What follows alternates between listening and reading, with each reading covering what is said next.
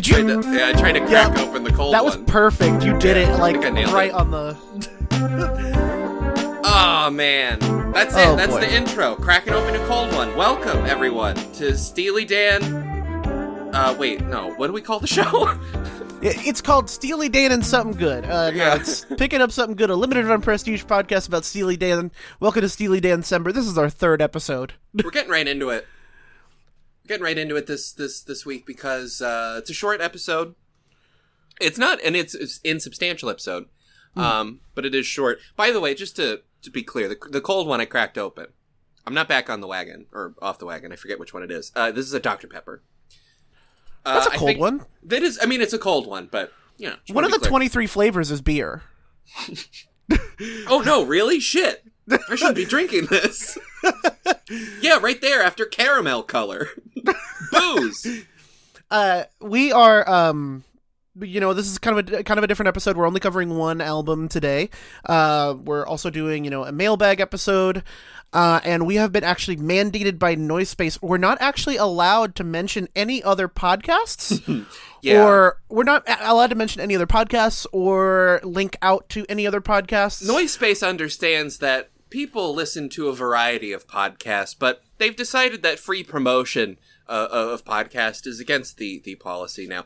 They will accept paid promotion still, though. Right. That's they've carved that out of the policy, which is interesting. So if you'd like to pay us to mention your podcast, like I don't know, and Also With You is a good podcast, like that would be... Well, that's a podcast on the network, so we're allowed to mention that. Oh. I can't mention any podcasts like Serial. I can't mention Podcast The Ride. Why would you want to mention Serial? Double Threat. I'm jumping out of the bit. Why was Serial the one you went with? Podcasts are not as popular as they used to be. I think the last podcast everybody was really into was Serial. Yeah. Because they were like really did kind of have a moment. They were kind of like it's just they're the weird and nerds parasocial now about a dead woman. Yeah. Yeah. But not us. That's not what we do. We're parasocial about two guys named Steely and Dan. No, those guys are my friends. They're literally our friends. Yeah. On account of we listen to all their albums, so they're our friends. Yeah, well, not all of them yet. Not all of them yet. What album are we listening to this week, though, Mace? We're listening to The Royal Scam, which is, still going, am I right? Yeah, it's every goddamn day. Every fucking day. I have like $15 in my checking account. Anyway. The Royal Scam is an album. It's an album by Steely Dan. It was released in 1976. I think it was just... They're still putting out albums yearly at this point, right? Yeah, yearly at most. Yeah, they're on the Call of Duty release cycle here. Yeah, they're on their Call of Duty shit in the mid-70s, is what everyone would say about Steely Dan. I feel like that's accurate. That's what they were all printing in the newspapers. Oh, they're doing it like Call of Duty. They called actually the Royal Scam in a Cream magazine. It looks like they called it the Modern Warfare 2 of Steely Dan. I say that's fair. Yeah, let's get into it. We're talking about the Royal Scam. This is the second album that is, post the Core 5 Dan, right? Like this is they're done touring. They've been done touring. They're barely even talking to interviewers lately. Like they're stuck in the studio. And they're locked in there. You mentioned last time that they didn't even listen to Katie Lied when it was finished because there's like some production thing. Yeah, because they didn't want to listen to, they thought there was too much noise on it. Which is weird. So I get the sense, and before we go song by song, listening to the album as a whole, I get the sense that they were like, okay, well, let's not have that fucking happen again. Yeah, and I kind of want to, before we get track by track, I want to start by saying that I think that the album cover, I need to talk about the album cover. Okay, yeah, you know what? I'm glad. I need to Let's talk about the album cover, yeah. I have a little bit of information about it here. The album cover shows a man in a suit sleeping on a radiator and apparently dreaming of skyscraper beast hybrids. It's fun. I like the way that it looks. I hate it. It's bad, but in a good. I like it. I think the painting is an ugly thing to look at, but in a way that I like. they look like big dicks, like penises, just straight up. Yeah, so there's like the snake-looking one, and that's fighting the weird weasel-looking thing. I don't know animals. And then there's like the one in the third one. Yeah. What is that? What is that animal even? It's like got its mouth like fully open. It's just going ah, but like what is that animal? Might be a crocodile, perhaps. Really bad perspective on that. Or like crocodile, a lizard or some shit. Yeah, it's really bad, and I don't understand why they had to do that cheap little like fade to the guy sleeping on the radiator. Which, by the way, that probably gives you some kind of like cancer or something. I'm sure. Oh yeah, probably. Yeah, he's like a platonic ideal of a drifter in the 70s. He's got that like classic hole in the bottom of his loafer. Yeah, he's got like the Steely Dan loser outfit. That's Charlie Freak. Yeah, he's Holy the loser shit. from all the other songs. Yeah, he's the prototypical loser. Do you have any info on this, like why it is the way it is? Yes, I actually do. The cover was created from a painting by Zox, who was like an abstract expressionist painter. Zox? Zox. Like Okay. socks, S-O-X, but Z-O-X. It's weird. Right. And a photograph by Charlie Gantz. It was originally created for Van Morrison's unreleased 1975 album Mechanical Bliss. Oh. The concept being a satire of the American dream. I don't give a shit about Van Morrison. I don't think I've ever heard... Have I heard a Van Morrison song? I feel like I haven't. Did he do Brown Eyed Girl? Is that his, right? He's wearing a fedora in this picture, so probably. He is wearing that fedora. He sucks. His most recent... I know him for like one song that was on, classic rock stations when my dad was listening to them. And like, then I also know him because Van Morrison released this like COVID era album where it's all like woke culture is evil and don't get the jab. It's no. But also the songs are really bad. So it's funny. It's always right-wing content that's really bad. The first single off of it was Have You Heard My Latest Record Project? What? Yeah, that's the name of the song. That's how it goes. Have You Heard My Latest Record Project is the lead single off his latest record project. This is Van Morrison Corner. Everyone point and laugh at the Fedora Man. The Fedora Man who hates the jab. But you know what he probably loves? The cool, crisp taste of a Dr. Pepper. One of the 23 flavors being booze. This is the Steely Dan of sodas. Yeah, I would say so. It's very laid back. It is not for everyone. Not for everybody. If you think about it too hard, it tastes like shit. My girlfriend fucking hates it. So, I mean, there's a lot of similarities. And the diet version is way worse. What's the diet version of Steely Dan? The Eagles. The Eagles. Oh, yeah, it's like right there, obviously. Yeah. We'll get to them in a bit. Well, yeah, we're going to talk about them shortly.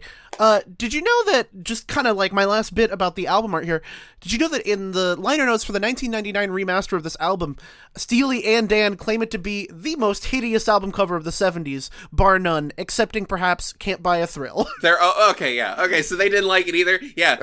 Fellas, I'm glad we're on the same page here. I like it, because it's bad, and it sucks, and I hate it. And that's why it's good. It reminds me of Weather Report's album.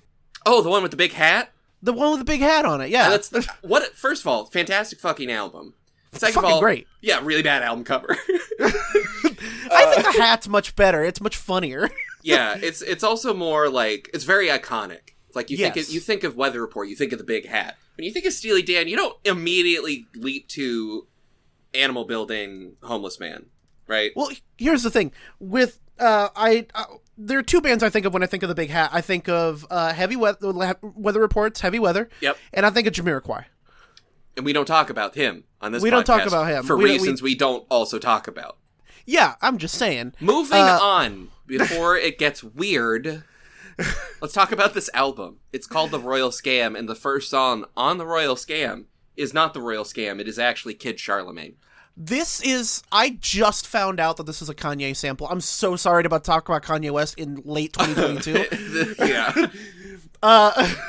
I'm so sorry, but that's the first thing I thought about when I heard this song for the very first time. Yeah, I'm not a Kanye head. Boy, that has a different connotation now. That's because it's way worse now. Like skinhead. Doesn't he? Oh, wait a second. Black skinhead. The signs were there all along. Oh, no. Sorry. No, anyway. I'm not a big Kanye head, so what did he sample this in? He sampled this on a song called Champion from his album Graduation. He sampled the chorus. It's like, did you realize that you are the champion? That's a good sample. Yeah. It was actually like a really, really good song, but I don't talk about that anymore. Well, we're talking about this really good song, which we can talk about. Holy fuck. Yeah. This song rules. Fucking awesome. It's also about a drug dealer is the thing. Well, yeah, I mean, it's Steely Dan. It's Steely Dan. Well, it's about a specific drug dealer. Yes, Owsley Stanley. Which I wasn't familiar with fully until I was like, what are they talking about? And then I looked it up. He's based in your neck of the woods. Say it again? He's based in your neck of the woods. Oh, yeah, the San Francisco treat. Yeah. He's wheeling and dealing the San Francisco treat, which is LSD. That's LSD. I think the song is great. This is a really, I mean, so we were both kind of down on Pretzel Logic and Katy Lied, and, excuse me. Oh my god, Dr. Pepper makes you burp? What the fuck? I'm leaving that in. What was I saying? You know when you burp and then you forget you're were on saying a podcast we were and down. talking? You were saying we were down on. Oh yeah, we were kind of down on the last two albums, and then coming into this album, I was like, "All right, fellas, I'm giving you one more shot." And they're like, "Oh, okay, don't worry. Here's Kid Charlemagne," and I was like, "Oh yeah, I'm back in. I'm back fucking in, boys." Yeah, I don't know how they didn't just simply write this song instead of any of the other songs on the other two albums. It's addictively funky. They get really funky on this album. They do. Yeah. The jazz is still there. The rock is still there. But that fusion recipe they've been cooking, they're throwing a little bit of funk in there. That's also why I think of this album as like, that's also the thing that reminds me of Weather Report on this record. It's a funkier jazz. Right. It's a way funkier jazz. They were going for like... They're going Jaco Pastorius on her ass. I don't know who that is. Bassist of the Weather Report. Oh, I mean, I don't know who the guys are. I just figure it's like thunder, rain, lightning. I can't believe that. Yeah, those are all the guys in the Weather Report. I can't believe I have a podcast someone doesn't know who Jaco Pastorius is. Anyway, moving on. What else do you think about the song? What a great fucking song. That guitar solo kicks ass. Oh yeah, really, like, incredible session work this go around. I mean, the session musicians always put in a paycheck and a half of work on a Steely Dan record. Even the songs they didn't like, they're like, okay, wow, they're cooking in there. Wow, these guys were cooking this album. Do you have? I'm trying to look at the personnel on Wikipedia. It's just sort of jumbled, so I don't know who exactly played on what. I've got the info right here, actually. Yeah. So who did that solo on Kid Charlemagne? So this is a Fagen. This is a Fagen solo. Okay, nice. Yeah. No, it's a Fagen just in general. It's actually the solo is Larry Carlton. Oh, okay. He's a session musician. He looks like somebody's grandpa. He's not really. I'm still looking at him. Yeah. He's not super famous besides this. Oh, he was a member of the Crusaders. Oh, really? Yeah. Huh. That's like an early jazz fusion group, for those who don't know. So maybe they were just hiring the jazz fusion guys.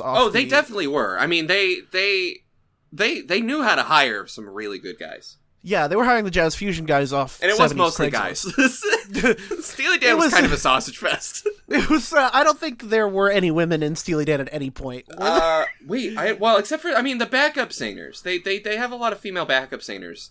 So I guess, yeah, that counts. Yeah, but there was probably something really weird about that. You think it was probably, Yeah, probably. Anyway, Kid Charlemagne fucking rules. Love it. I don't know what else to say about it except it's great. Yeah. Well, actually, Owsley used to be, so I guess he made a lot of LSD, and extremely... In a very guy who used to make LSD move, he later became a sound man for the Grateful Dead. Oh shit! Nice.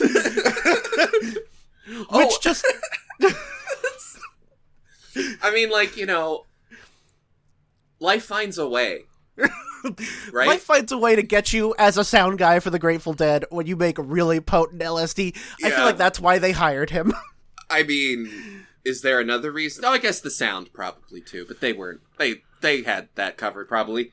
If you actually have one little tidbit about the song before we move on. Is there gas in the car? Yes, there's gas in the car. Love that. I love that bit. The way it's delivered. Like, Fagen's vocals have really come into their own the past few albums, but like he's really just going for it this time. In a Rolling Stone interview before Steely Dan's 2009 tour, Walter Dan Becker, said that this was their most requested song. Makes sense. This lyric specifically creates a really big sing-along moment. But also, he says also of this line, a cab driver once told me that was the stupidest line he's ever heard. That's true. Yeah, I agree with him. That's why it works. This song fucking rips ass in a way that I didn't expect it to rip ass after these two.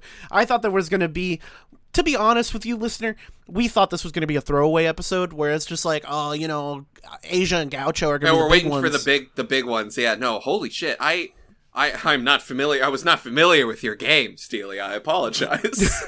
This is hard. I want to visit the caves of Altamira, wherever the fuck that is. Wow, I know. Oh my god, this is another song that goes so hard. Like, well, it goes soft, I should say. It goes hard in a way that's soft, because it's smooth. They love going really hard in the opening track, and then smoothing it out in the second track. That's right. They have that pattern down, which is played to very good effect here. So goddamn smooth. Probably the most catchy chorus on the album. And that's hard. 100%. Hard to say because there's a lot of good catchy choruses. My big complaint about Katy Lied was like, these choruses suck. Yeah, they were very mid. Like none of the nothing grabbed me on Katy Lied. The hooks were not hooking. I feel like they lied to me. They lied to me about all of those hooks, but these hooks, they're fully hooking. Especially this one. Oh my god, I love this song so much. It's okay. This album, The Royal Scam, is one of those things that's horrible to look at visually. Yeah. But once you put it on, it's the most beautiful thing you've ever heard. You really can't judge it by the cover. There's so many. The harmonies of the chorus, I think, gave me the ASMR tingles at one point, and it's really hard for I don't really get that response ever. Oh yeah. So it was like, I mean, that's a plus in my book. There's also a lot going on production-wise in this. Yes. But it's also clean. It is beautifully carved out, like sonically. I'm going to quote my own co-host post, which is legal to do on a podcast. We're allowed to promote. Excited. I thought you said you're going to quote your own co-host. I got really excited. No. You get to quote yourself. Oh, fair. I'm not doing your work for you. You the reason you're on this call is because you have to quote yourself. I'm not doing it for you. That's true. Anyway, I'm quoting my co-host post on cohost.org. Or paraphrasing, I guess. Where I said, like, this was when I was getting really into Asia and Gaucho, where I got the sense that, like Weather Report is a band, and they make their jazz in a studio. But Steely Dan is a research department, and they make their jazz in a laboratory. And I think this is like the first, like, oh, they really are going hard on, like, no, production is part of, like we play the guitar and the piano, but we also are playing the studio as the instrument. There are legitimately so many, like, jazz fusion, like, dad rock, quote-unquote, bands that do not give a shit about what it sounds like in the studio. A lot of these people are content playing, like, to the worst acoustics possible in, like, the worst bars possible. Yeah. In, like, the worst suburbs you've ever been to. And you're gonna love the show. Don't get us wrong. But it's just that, like, fidelity isn't always the goal. For bands like, you know, in the similar vein. But Steely. Steely and Dan, they are masters of their craft in the studio, and honestly, it makes me. I usually don't really. I don't want to, go back in time and see how an album was recorded. Mm. But with these, kind of do though. Kind of do with these. yeah, with these, I'm like, okay, I just want to see how. I don't even want to interfere. I don't want to talk. I just want to see what happens. I don't want to interfere. I want to take notes. Yeah, I want to take notes. I want to, listen to it being recorded, and then I want to step on a little bug. And when I get back, Nikki Flowers is like a dog. Oh, because he stepped on that bug. Yeah. I told you not to do that. I mean, it's kind of hard not to. Going on stepping on bugs. Jesus Christ. Anyway. Okay, yeah, let's, weird bit that didn't have an end. Okay, next song. Don't Take Me Alive. Don't Take Me Alive. It's another fucking loser song. Hell yeah. It's like, there's loser songs, and that's sort of the umbrella. Mm-hmm. And, like, underneath the umbrella is a crime boy. It's another crime boy song. No, this is like, yeah, this guy is, Jesus Christ. Yeah, he's full crime boy, right? Like, I'm trying to think, like, it's another he's a crime... hostage taker. Night by Night. That's another crime boy song. Yes. Like, that's the kind of thing. Like, they're slinking around. They got a gun. They're really proud about having a gun. Just really proud. He's like, I'll show you my gun. It really is something that I mean this lovingly. It seems like Steely and Dan, they just, like, they get into these, like, little giggle fits in the studio, and they're like, what if we wrote a song about a gun? Oh my god. That would be so scary. Had a gun? What if a guy had a gun? What if a guy had a gun? And it's very exciting. It's a very exciting idea to them. And I like that they keep going back to the well, because every time they do it, it gets better and better. Like, Don't Take Me Alive is a far better crime boy song than Night by Night. Right. Actually, there is, about the song, Donald Fagen says, in Los Angeles and throughout the world in general, terrorism is a way of life, actually, for a lot of people. I feel like he's really overselling how much we do terrorism here in Los Angeles. I mean, and I also would have to ask, like, what do you mean by terrorism? What is that? I mean, what do you mean by that? He's right, and I'm going to take him out of context here. He's right in that the LAPD is like a unit of terrorism, but I don't do much terrorism myself here in LA. I don't.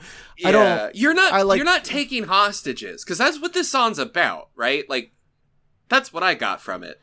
Yeah, but I'm also not signing up to do terrorism right now. Yeah, I mean, I think he's talking about gangs. Yeah, but like, it's that's different. That's like a whole different thing, man. It's way funnier to imagine that he's talking about, like, everybody who lives in LA has to join ISIS. You've got, you got LA. You can join like a spin class, or you can join ISIS or something. You gotta get out there. It's good for exercise. It's a city of angels. Yeah. I love this particular loser song because that is like... I mean, it's a very specific kind of loser to take hostages, negotiate with police, and then start negotiating with yourself. Yeah. Right? Yeah. Like, so that I like that about it. They keep what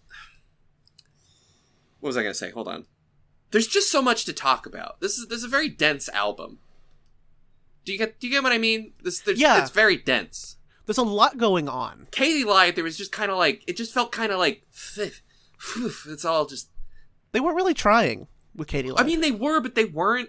I don't know. Yeah. I don't want to insult the people who like Katie lied is their like favorite Steely, and they we're doing like a damn blasphemy or something. I don't want to. Yeah. I don't want to poke fun. But it felt there was a like a drive to be doing something with the album that you got with the second album mostly, but a little bit with the first one. And then you kind of got it with the thing you got from Pretzel Logic was like, well, we need a hit again. And then with Katie Lied, it didn't feel like my conclusion to Katie Lied is like, they were really focused on, wow, we don't have a band anymore. What can we do?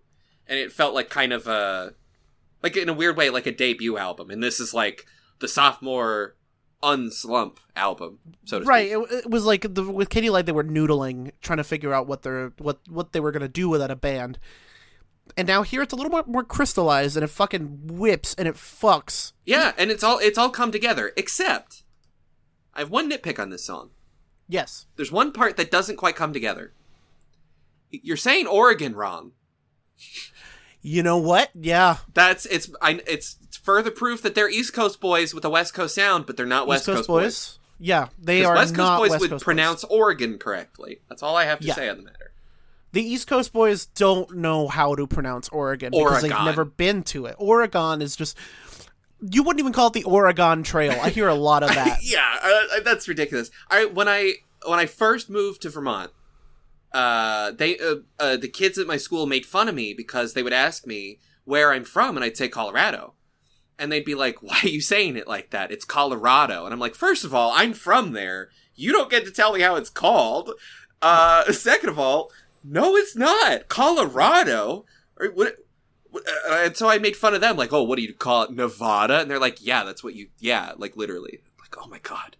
They just say the state's wrong over there. Yeah, the East Coast boys don't know. People from the East Coast can't read or write. Okay.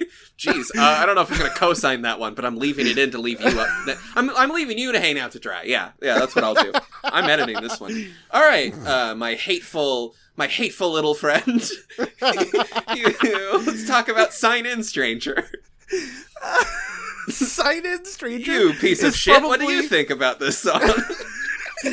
As someone who can't read or write, Sign In, Stranger is probably the best song on this album. Yeah, it's not a lot of heavy reading on this one. No, do you think this is the best one on the album, really? I think the fucking guitar whips ass. Holy shit. It does. But, like, for real, the best one. Well, I mean, this is... I'm not saying I disagree. I'm just like, are you sure you want to... This is your final answer. Like a big space energy from this one. Like, it feels big like... space energy. It's Steely Dan in space. It whips. Oh, like outer space? Yeah. That's the feeling you get from it. Interesting. I don't get that at all. But, like, I do... It does... It evokes something. I mean, Fagan did say it takes place on another planet. Oh, he does? Yeah, he says it takes place on another planet. We sort of borrowed the Sin City / Pleasure Planet idea that's in a lot of science fiction novels and made a song out of it. Oh. Yeah, I'm looking... So, like, I didn't look at the lyrics. So, like, I picked up a bunch of the lyrics from most of the songs. But this one, yeah. Have you heard about the boom on Mizar 5? I didn't catch that. I was like, what the fuck is Mizar 5? Mizar is a star. It's near the Big Dipper. Not near the Big Dipper. It makes up part of the handle of the Big Dipper. Sorry. Yeah. So, yeah, this takes place on a planet surrounding one of the Big Dipper stars, which is, like, such a... I wasn't expecting them to do a sci-fi song. This is fucking... Star Wars, the year before Star Wars came out. It even came out in the same month. I feel like George Lucas May of ripped 76? Yeah, no shit. Yeah. George Lucas ripped off Steely Dan. Also, they invented Pepe. Yes, they did. I did pick up that lyric. Pepe has a scar from ear to ear. So someone fucked up Pepe, which he had it coming to him. I mean, he probably deserved it. He was on, like, Glorgneck 7 doing some, like, Quibblar crimes. the Clorbacks massacre of 2586. I feel like if Steely Dan were to write an entire sci-fi novel, it would be the most major dude thing I've ever heard. Oh, God, yeah. That's, like, peak major dudeness. Yeah, it would be... it would probably be a modern classic.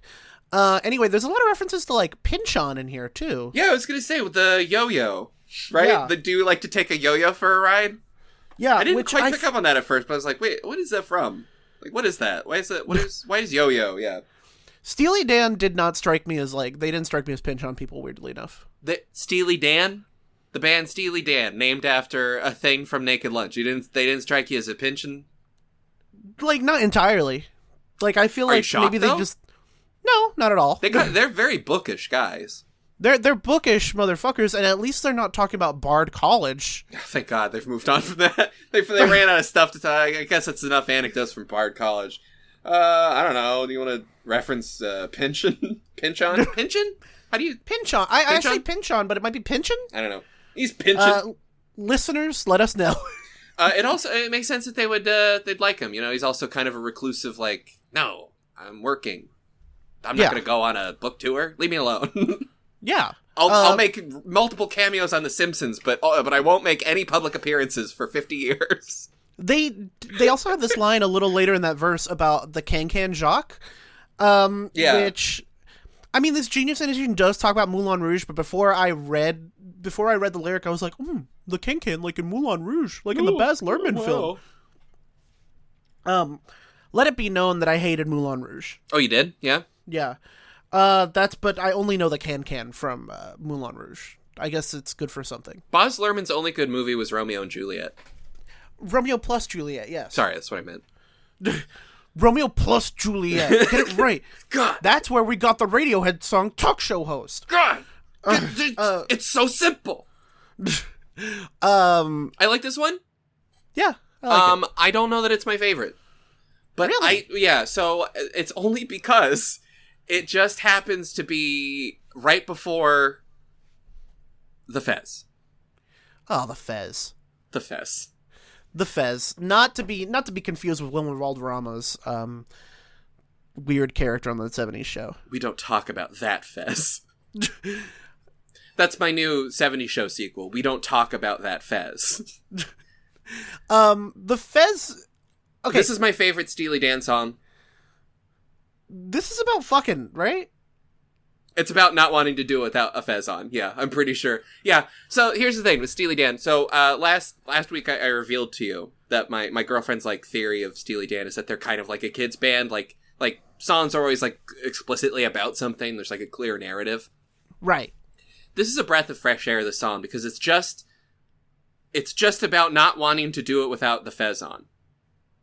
That's it. What is the It's fez? so simple. You know what it is. Oh, it's a condom. No. What? No, it is. Can you imagine if it wasn't? What the fuck? Yeah, this is a song about having safe sex. And also, it fucks so much harder than any other song on the album. Ironically, it's fucking or great. Not, I guess, depending on your perspective. It's fucking great, but what is... They gotta start warning me when a song is about like beating off or like or like putting up some latex on your dick. There is an Animal Collective song called Derek, and in the middle of the song, it's a song about his his first dog that he had when he was a kid. And in the middle of it, Panda Bear is singing about wrapping your peckers, and I'm just like, can you not sneak up on me? Hey, like, with your we're dick talking talk? about Derek. Can you like put some pants on, man? It's like so wildly inappropriate for our Derek chat. It's very arresting. Hey, can I pause the podcast? Audience, go do something for like a minute. Hey, yeah, turn around. Cover your earmuffs. Yeah, what's up? Do you think Animal Collective did circle jerks together? Oh, like as a bonding thing, like as a, or like just do you think they explored each other's bodies? Yeah, totally. Like the Beatles did? Yeah. Yeah. Okay. I just want to make sure. Yeah, like 100%. I know we're not doing an Animal Collective podcast, so it's like not really appropriate to ask during a Steely Dan one, but like I didn't want to forget. Just want to make sure, because they definitely did though, right? I mean, if we were ever to do an Animal Collective like run through, I would be the one to tell you that yes, they probably explored each other's bodies. I only know like one song of them. There's like a lot of early symbolism. Well, maybe we'll put it on the docket. There's a lot of early symbolism where they talk about, like they're very shirtless together, and I genuinely believe that they explored each other's bodies. Okay, good. Okay. Hey, we're back. okay. So yeah, the Fez. It is about fucking, but safely. And it's a great song. This song changed my life. First of all, I know what a condom is now, and boy, that would have solved a lot of problems. And second of all, I listened to the song on a loop all of Tuesday. It like took over my brain. You get obsessed with a song, or like you get a song stuck in your head and you listen to it to get over it. But like sometimes I get a song so lodged in my head where I'm just like, okay, this is the song that I'm listening to this week. Oh yeah. It has completely taken over my brain. It's the ultimate groove. It is the most undeniable funk. This is a song. You know what the vibe is? You know what? I finally pinned it down. What's the vibe? Why it's so pleasing to me? It's the end credit song for a film entitled The Fez that came out in 1998. It's the song that immediately plays as the credits roll. 100%. This is the needle drop song for the Fez. It stars, I'm gonna say it Will stars Smith? Pauly Shore. Oh, Pauly Shore is the Fez. Yeah. No, or Rob Schneider as the Fez. In like a weird racist way. It's aged poorly, but that needle drop at the end credits, it did win a Grammy, and everyone remembers it fondly from the 90s. And honestly, okay, so it stars Rob Schneider, and he plays a man who has just moved to America. His name is the Fez, and he doesn't know anything about like American culture, and that's really funny to us as a group. That's and the joke. The joke is that he's a foreigner, and that's 90s comedy sometimes. Yeah, it features a brand like the first role of a young Sacha Baron Cohen. This movie doesn't exist, but it could. It could, and this would be the song on the end credits. There's something about the vocals when they're doing the one lyric. No, I'm never going to do it without the Fez on. 100%. It just is so like. It's just. I don't know. I love it. It's not a. I don't know. I can't get over how good the song is. Yeah. Now, anyway, Green Earrings. Green Earrings. I tried to take notes for this album, but at this point, I'm just so obsessed with the Fez that the only thing I have in my notes app just says, "Bro, I'm gonna come." Because this song also fucks really hard. They are. I think that the lyrics on this are a little lazy. Like they kind of stopped trying. It looks like, but the lyrics are not the draw of Green Earring. Yeah, but it makes up for it in every like conceivable way. Oh, the pure jazziness of it. It's got a really weird structure that is like some songs are very like there's a bunch of like how I said there's like perfunctory guitar solos last album where the structure is very like, okay, I know what's gonna happen. I've put this very simple puzzle together before, but like this song has a structure that is like a delight to listen to every time. Have you noticed that the Steely Dan Overton window keeps shifting towards jazz in when it in their discography? Yeah, they're getting pretty jazzy, and I'm not complaining because that's when I think they're at the best. I mean, they do need the fusion. If they went full jazz, well, they already went full jazz, and it's called East St. Louis Toodaloo. If they went full jazz, that's the kind of jazz they would go. They need the fusion. Yeah, they need the fusion because let's be honest, these are like two of the least the most swagless men on the planet. So they kind of need to balance it out. They do. Yeah. And I think they get a good, but I also think it doesn't need to be a 50-50 balance. No. I think it'd be like 75-25. Yeah, I like it when the jazz is a little bit, the dominant one. It's good. Right. It's good to me when it happens like that. So that's why I like Green Earrings. What do you think? I think it's fucking great. I think it's just like wonderful. I think it just, I don't know. I love this. I think the back half of this album, we're officially in the back half now. It is probably the most hitting half of the album. Oh yeah. I mean, I kind of don't hate any part of it. Right. There's not really a skippable part. Even the ones where I'm just like, yeah, that's not my favorite. I'm gonna listen to it. Right. Yeah. I'm not gonna not listen to Sign In, Stranger. Even the Beatles, Abbey Road medley. I'm gonna mention the Beatles on every episode. You have to. It's part of your contract. Even the Beatles Abbey Road medley has skippable shit where I don't want to listen to it. I don't want to listen to Here Comes the Sun. No one wants to listen to that goddamn song anymore. God. It's this entire album goes hard, and I'm glad they did because they really set up going hard for the next two. Oh, I know, yeah. This is very much like they're taking off. Like the Katie lied, they were sort of piloting the runway, sort of driving around. You know how it is when planes just kind of like drive around like a car for a little bit before they're allowed to go in the sky. That's what it was like. And this is they're finally starting to take off here. They're taking off. They're flying a plane to Haiti to get a divorce.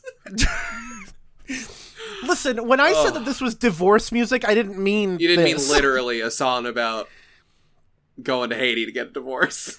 This is like, no, like, this is not even, like, that's not hyperbole. This is a song about apparently how easy it is to get a divorce in Haiti. Yeah, no, I looked that up. So, like, at the time, this was, like, a known thing. You know, like, because I was like, I don't know what Haitian divorce means. Are they being problematic? So I looked it up. And, no, yeah, apparently so. I don't know if this is still the case, because, I mean, you know, everyone's getting divorced everywhere. But at the time, couples in America would often fly to Haiti because you could get a divorce there without the other party's, like, express permission to get divorced. Which is like... But how does that even work?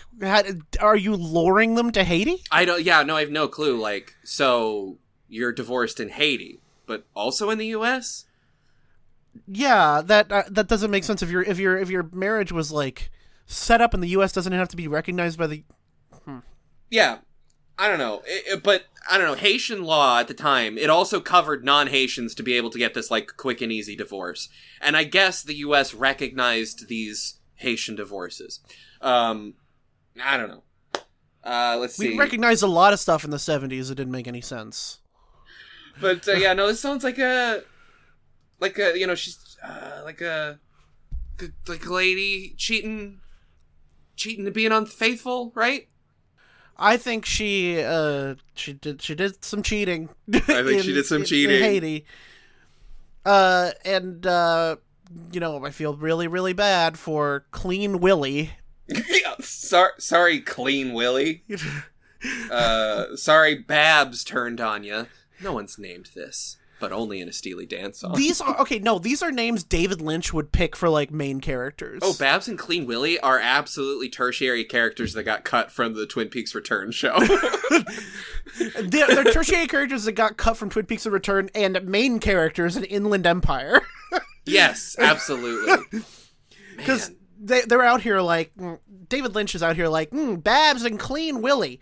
They are together and they are playing songs. You see, it's very easy to get a divorce there in Haiti. And that's basically the concept here. David Lynch. That's me. Okay. Okay, we're done. We're good. Haitian divorce is fun.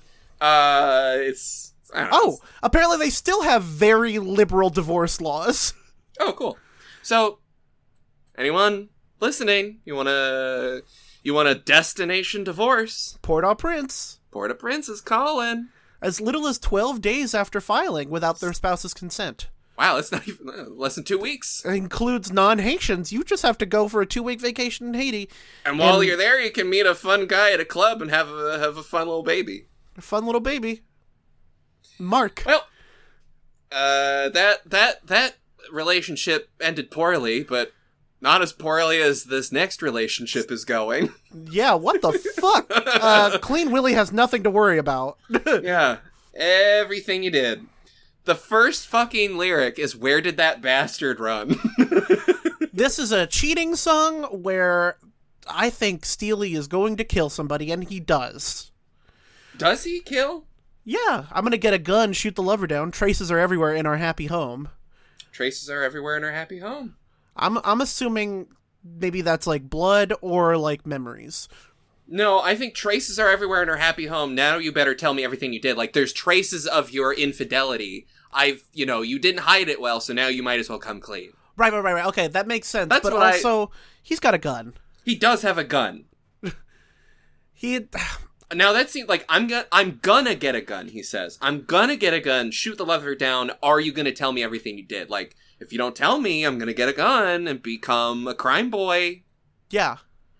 I'm just a regular loser. This is just a loser song, but it could become a crime boy song if you don't tell me. Yeah, this is a warning.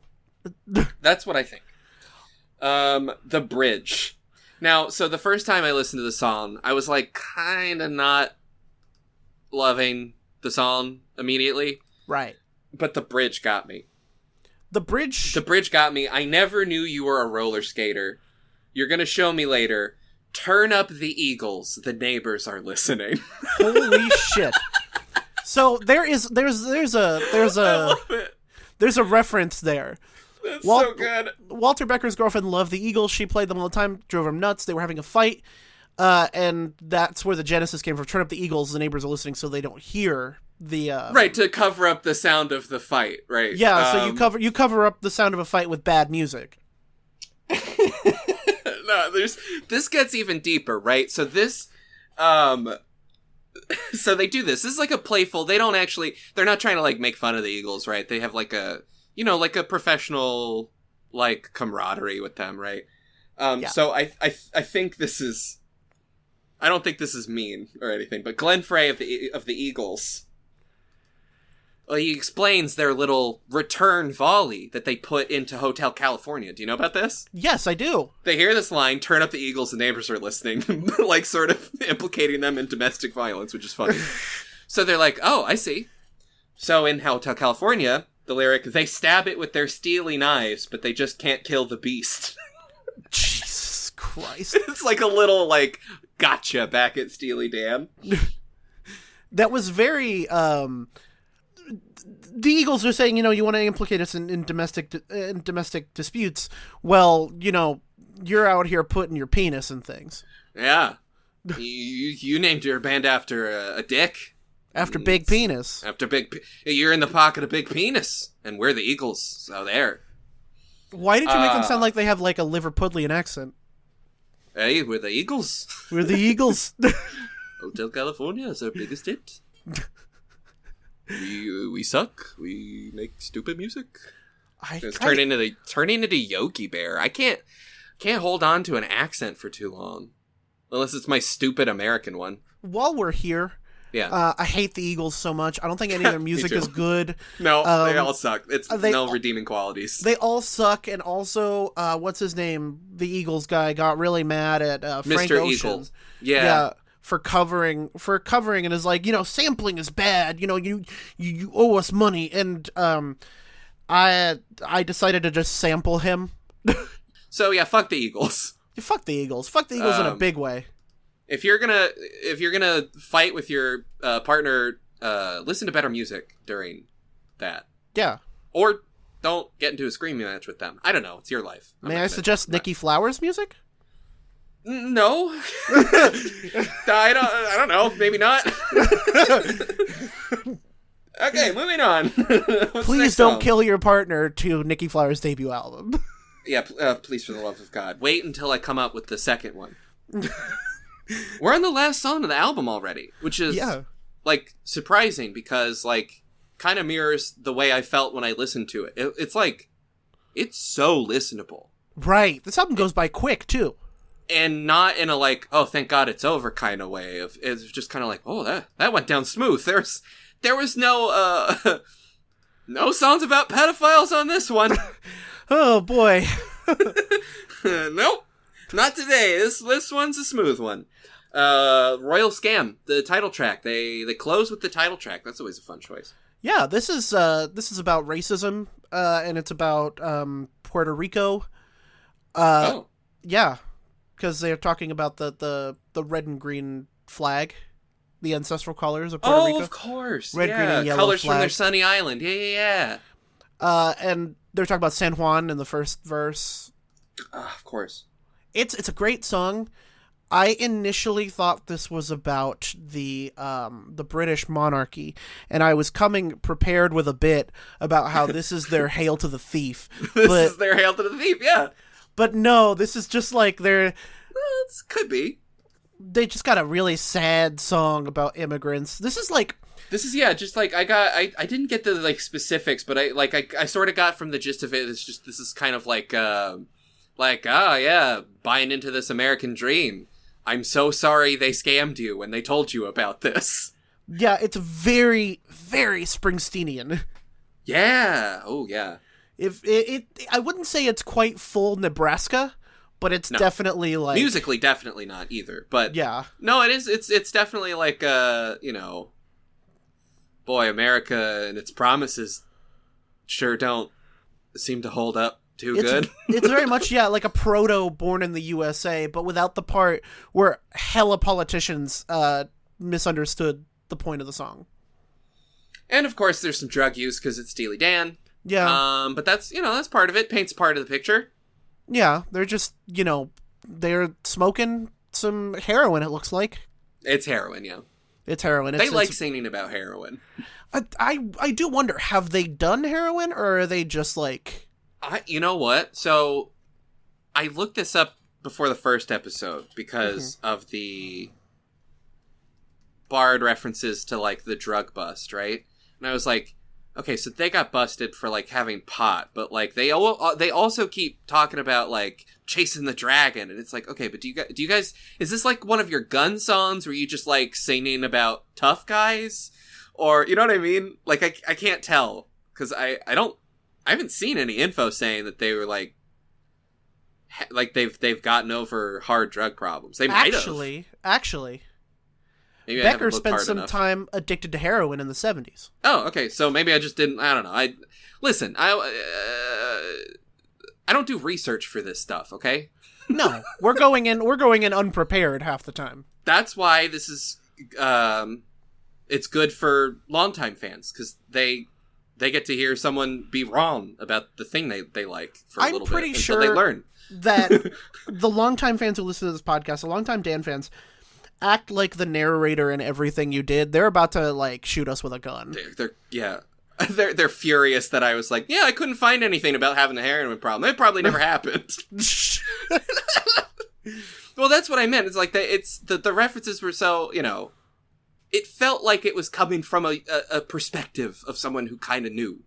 Right. So it's good to know. Yeah, no, I like this song. I think this is, I don't think it's the strongest album closer ever, but it's good. Yeah, it's good. It honestly doesn't feel like it's the last song on the album. For some reason, it feels like it just ends. I think the outro is like over a minute long, and it still kind of feels like there's more song. Yeah. To be listened to, but no. I don't think it's in a bad way. Sometimes an album kind of ends abruptly and it's like, oh Jesus, all right. Yeah. Kind of kick us to the curb there. But no, it just kind of is like, no, that's the royal scam. Yeah. We said what we wanted to say.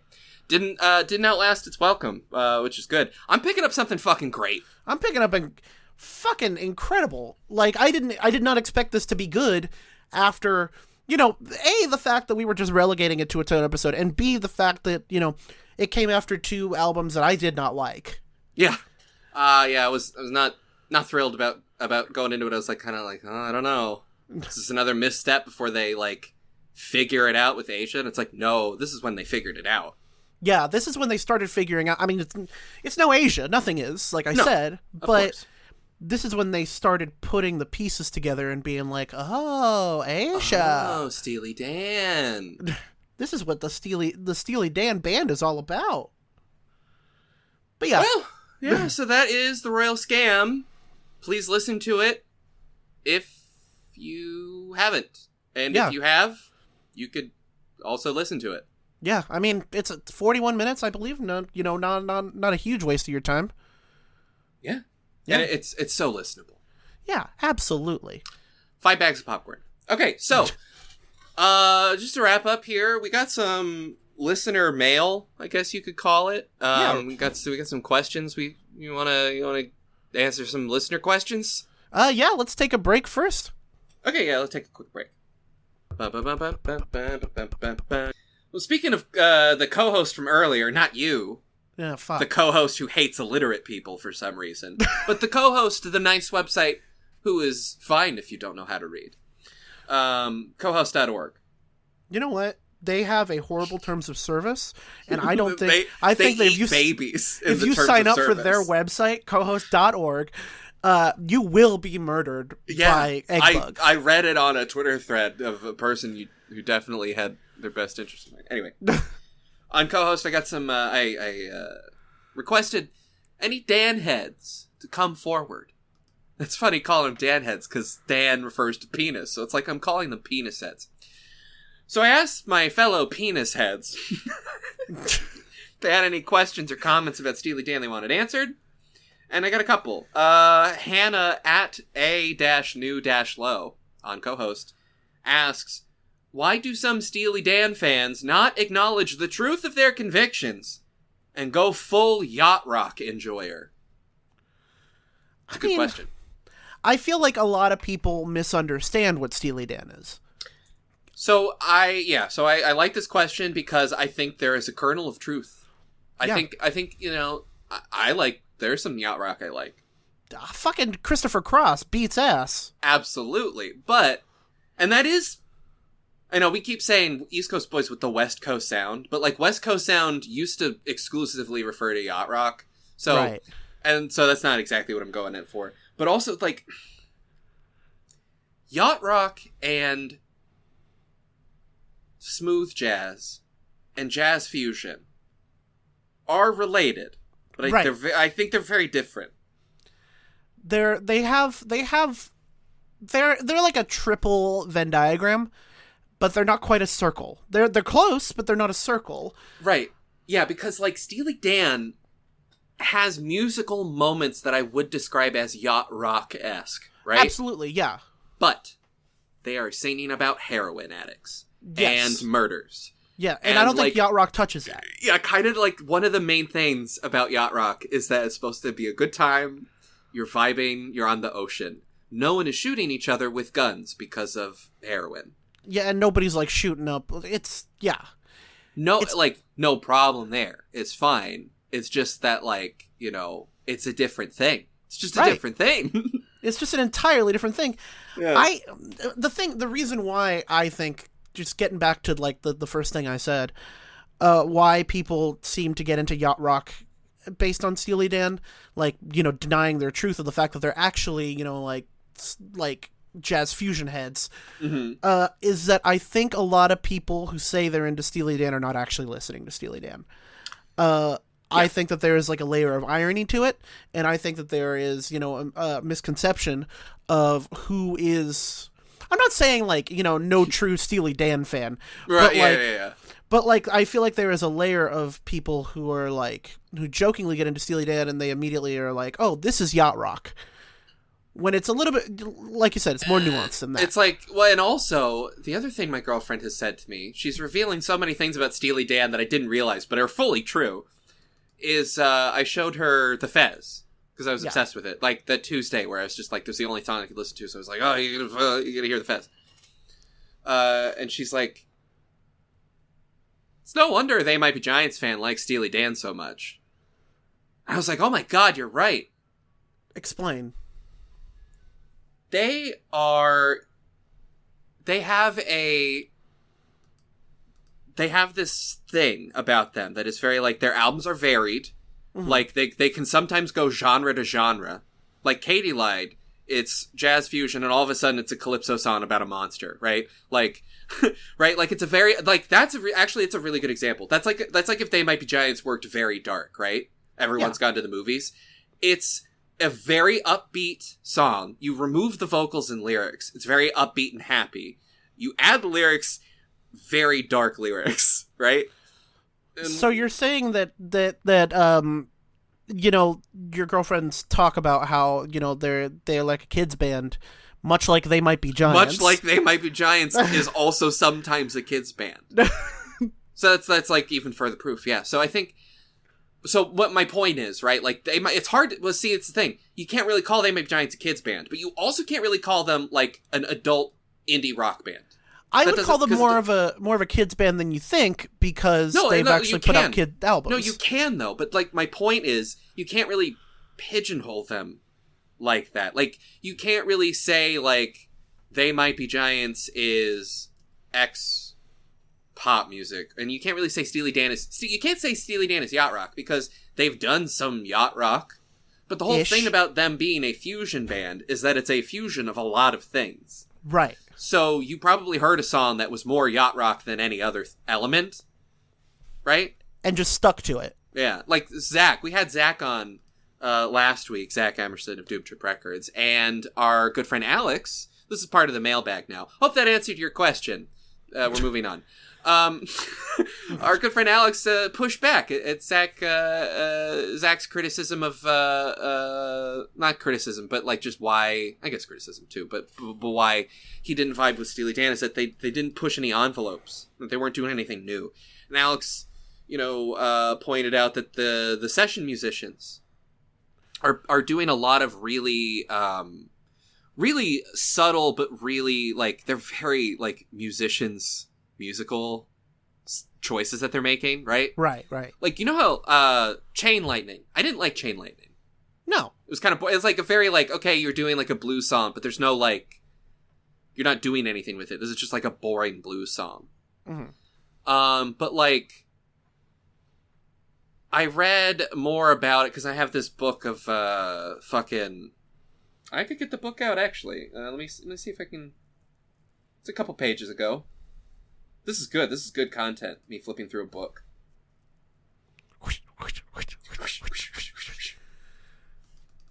Fuck it. Okay, anyway. Rick Derringer was playing guitar. I'm just going to paraphrase, right? Rick Derringer was playing guitar on Chain Lightning. Yeah. And he thought the same thing. Oh, it's just like a standard blues song. But he got the he got the sheet music or whatever, but realized that every chord is constantly modulating. Yeah. Throughout the entire song. The whole thing is constantly modulating, which adds a different layer to the song that makes me appreciate it more. I don't really like listening to it, but I recognize that, oh, okay, so they were doing something there. Yeah. It just wasn't for me. Yeah, that's the thing. That like we're not saying that there's not like a lot of musicianship going on in those two albums that are mid. It's just not good musicianship. It is. It's just like it's I don't know. It's the songwriting more than the musicianship. Yeah, a different vibe going on that we're not really, Sometimes albums just don't work. I don't know. Right. But the sort of my larger point is that like they are a lot of things. So when people say, "Oh, well, they don't do," they're this one thing. Well, they could be a little bit. Anyway, that's what I find interesting. I think every criticism, like, they should be, less dad music or whatever. I think that's unfair and wrong, but I respect the opinion because I get it. Yeah, they didn't set out to become dad music. It just happened. Yeah. At Clouder on co-host asks, who's your favorite guy in the songs you've listened to so far? Understanding the Gaucho is probably a few albums away. Yeah, we will get to the Gaucho. Yeah, we'll get we have like a whole half hour on the Gaucho, okay? But who's your favorite guy? I'm curious. My favorite guy. There's a lot of guys. This is like a tough question. Ton of guys. I'm asking you first because I have to go through my notes and be like, oh, fuck, who are the guys? I think that whoever the guy is on Reelin' in the Years... Mm-hmm. Just like that a guy really who's having sarcastic guy. Yeah, who's just having a good fucking time. I think that might be my guy. He's a major dude guy. So that's sort of your preferred genre of guy. Yeah, like now that you say major dude, I think any major dude would tell you guy. He's really good. I was gonna go with him. That was my segue into my choice, and I think I'll share that choice with you if you want to go with major dude, because like. My funky one, like a guy who's like, my headcanon is that he's talking to one of his friends who's having a bad acid trip, right? Yeah. So it's like, you want that kind of calm presence when you're having a bad trip of like, hey man, oh, there's a demon at the door? Don't worry about it, he'll go away. Yeah, the door's locked, don't worry. Yeah, my major dude. Yeah, don't freak out, my funky one. Like, that's a fun guy. That is, I think those are two new names for your sweetheart. My funky one and my major dude. Yeah. Oh, those are good. Oh, those are real good. Yeah, I know that the last one's a little gendered, but like I feel like you could kind of. Yeah, it depends. Dr. Wu. I mean, Dr. Wu is also a guy who's a real guy. Dr. Wu's a real guy who actually did help a lot of people with drug addiction. So, like, I mean, if we're judging guys based on like. If they're real and did good in the world, then yeah. Yeah, I mean, Dr. Wu did hide Katie's lies, though. He did, though. So he did cover up Katie's lies. Just further proof that even good men aren't fully black and white. I don't know. I suppose. I don't know. I'm just pulling the strings here. Yeah, I probably have to go with Major Dude as my guy. I'm gonna say the Major Dude guy. The major dude guy, yeah. At Graham asks, Is there cultural relevance to the fact that Hey Arnold's grandpa sometimes went by Steely Phil? Is there overlap between that character's actions and Steely Dan's? Or is it more of a hollow reference? I think it's more hollow. No, I think it's deeper. I think it goes all the way to the top. You think it goes all the way to the top? I think. Let's hear this. I think Walter Becker was secretly hired as a writer on Hey Arnold and was instilling the cartoon with his pernicious Dan propaganda. Oh, shit. And Donald Steely Fagan infiltrated the offices of Nickelodeon and rose up the ranks to become a high-ranking executive to try and stop Dan. You know what? That makes sense with all the stuff they greenlit in the 90s. But it failed. No, I have no clue. It was probably just, so one of the writers was like, hey, he'd probably like Steely Dan. He was a little old for Steely Dan. Yeah, but he was a cool grandpa. Yeah. And oh, wait, actually, every episode of Hey Arnold had that same melancholy that every Steely Dan song has. Yeah. I think maybe Hey Arnold is the first way I found out I had depression. I think that's so valid. I think Stoop Kid would be a good Steely Dan guy. Oh my god, absolutely. if they did a song about Stoop Kid. Or like that episode where Mr. Wynn became a country star. Oh god, that's a Steely Dan loser song right there. No offense, Mr. Wynn, but come on. Oscar, You Keep the Money would be a Steely Dan song. Yeah. Oh god, yeah. So, I hope that answers your question. Let's see. Did you get anything on the Picking Up Something Good Twitter account? The thing that on that website that isn't going to exist when this episode goes live? Yeah, that won't exist in the next 24 hours. Yeah. Giving it a quick check. No, I didn't get anything because nobody listens to what I say. God damn. I didn't get anything on Twitter either. It's kind of a fucking ghost town. Yeah, it's kind of a ghost town. I don't blame anybody. But I do have something for you before we break. Yeah. Oh no, sorry. I remember there were questions in the Discord. Oh, let's grab some of those. One more question. This is from my top secret super cool Discord that I'm not telling you about. Unless you're in there already and you know about it. Anyway. Shout out to Flowersnet. Our friend at Polynimity asks, what is the relationship between Todd Howard and Steely Dan? They both went to Bard College. They both went to Bard College, and there's like a lot of lying going on in what Todd Howard says about things like, for example, he's constantly lying about the new video game Starfield, and I feel like Steely Dan do a lot of similar lying, but they call it songwriting. Absolutely, that's so funny. Yeah, they both went to Bard College is kind of the perfect answer. I don't have anything else for that. That's it. Yeah. Great. So that's the episode. No.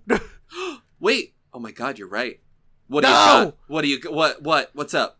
Welcome to Skunk Corner, baby. Oh shit. Oh no. Skunk Corner. I didn't think he'd had anything else. No, though. There's so much more about Skunk Corner. This is a minor Skunk Corner.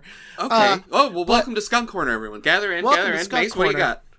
I have something absolutely insane relating to Skunk's career in missile defense. Oh, God, yeah, that fucking thing, yeah. So, Skunk's career in missile defense just kind of like, it loops around, which, first of all, before I continue, I'm looking at a picture of Skunk in the present day right now. Yeah. And he has one of those weird, he's got like slicked back gray hair, and he's got one of those weird beards that just covers his mouth.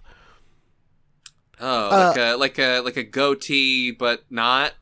Yeah, one of those. It just covers his mouth, and he looks like an old-timey prospector, except not wearing a hat. You're gonna have to send me this skunk pic, right? Like, yeah. Let me just. You're not gonna leave me hanging here. I gotta see this weird. Old man. I'm sending you the skunk pic right now. Show me that old man. Let's see. Well, fucking skunk piece of shit. Hold on. There he is. Oh shit! Where's his mouth? It's all he hair. Doesn't have one. His hair. Like, his mouth is hair. He's like Keanu Reeves in The Matrix. Yeah, and he's still got his 70s. I was in the Doobie Brothers sideburns. Oh yeah. Yeah, this guy. Oh, and he's got the black T-shirt and the black blazer. Yeah, this is such an old guy. Look, this is like such a guy. That's a ponytail.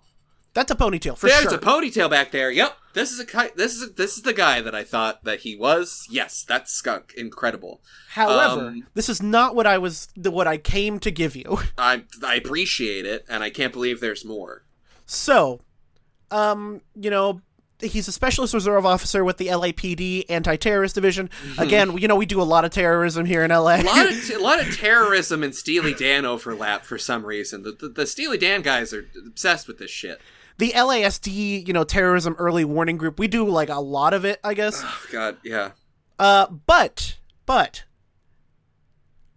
Skunk is in another band. Yeah, he's not in the Doobie Brothers. Wait. He's in the Doobie Brothers, but he's in a band currently. Right now? Right now. Year of Our Luigi 2022. Yes, it's called, the band is called the Coalition of the Willing. No, it isn't. Do you want to guess who is in the Coalition of the Willing? Coalition of the Wait, Willing. don't Google it. Damn it, okay. Oh, how did you guess? Was it me typing and I heard saying typing. it out loud? Okay. Yeah. Damn it, okay. I didn't type it in. Or I didn't press enter, I should say. Well, is it the CEO of Raytheon or something like that? No. Is it... Oh, God, is it Cops? No. Is it someone I should know? You know this person. I do? And I'll tell you. Okay. Yeah, who is it? I'm going to lead up.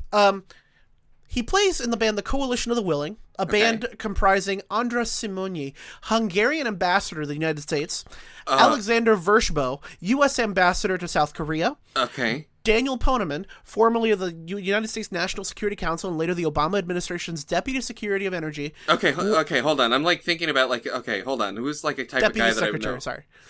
Lincoln Bloomfield, former United States Assistant Secretary of State for Political Military Affairs. Okay. And... I don't know, Rahm Antony Emanuel? Blinken. Whoa, wait, hold on. Say that again? U.S. Secretary of State Antony Blinken. No fucking wait. Oh my God, Skunk. What? No, my brain was like, don't... He's gonna say Rahm Emanuel, and I would have reacted to that better, I think. Coalition of the Willing? God, that's such a fascist name. That sounds so fascist, doesn't it? Oh, the term Coalition of the Willing was applied to the U.S.-led multinational force in Iraq. Jesus Christ. Fuck off. Oh my God, it's like an Iraq war reference. He also has multiple day jobs. He's a consultant for the global security sector of the Lawrence Livermore National Laboratory, a member of the Director of Strategic Red Team at MIT/Lincoln Labs, and a senior thinker for the Institute of Human and Machine Cognition. He's also the chairman of the Civilian Advisory Board for Ballistic Missile Defense for the Potomac Institute of Policy Studies, and... Potomac, whatever. Sorry. Oh, shit. Yeah, it's Skunk. Who cares? You're from there, right? No, I'm not. You're Potomac is Washington, D.C. That's where that river is. I thought that was like, okay, fair. A two-time Grammy Award winner, Baxter has worked as a consultant for Northrop Grumman, Science Applications International Corporation, Ball Aerospace, General Atomics Aeronautical System, Photon Research, General Dynamics Information Technologies, and other companies. How is this man in a band with all these people? They have one album. They only have one album. Oh my God, look at the album art for the Coalition of the Willing, self-titled. I gotta hear it. I gotta see it. Baxter's not on it, though. That's weird. There is another band called Coalition of the Willing. This is different. So, okay, sorry, never mind. No, this is a different band, because it said jazz rock improvisation. I'm like, yeah, fucking Skunk, of course. No, this is a different group of guys. That doesn't say Skunk, that says Scarrick.